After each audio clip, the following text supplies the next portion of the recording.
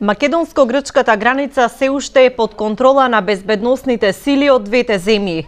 Наблюдувачите од Фронтекс, кои се најавени веќе 10 дена, не се пристигнати. Според првичните информации, веќе требаше да дојдат и од грчка страна да помогнат во регистрацијата на бегалците и мигрантите, но и да учествуваат во земањето на отпечатоци. Нема официјално образложение зошто се одолговлекува испраќањето на Фронтекс. Прво од оваа организација рекоа дека потребно е да се направат план и анализа на дејствување, како и да се донесе одлука колку припадници на Фронтекс ќе учествуваат во акцијата, а последно и дека во истата треба да учествуваат наблюдувачи од Македонија.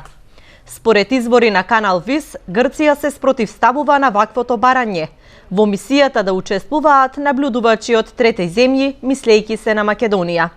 И покрај студеното време, како што беше најавено, не опаѓа бројот на лица кои секојдневно пристигаат во транзитниот центар во Гевгелија, со што се потенцира потребата од пристигнувањето на наблюдувачите од Фронтекс во помош и регистрација на бегалците. Вчера МВР издала потврди на 3290 странски државјани.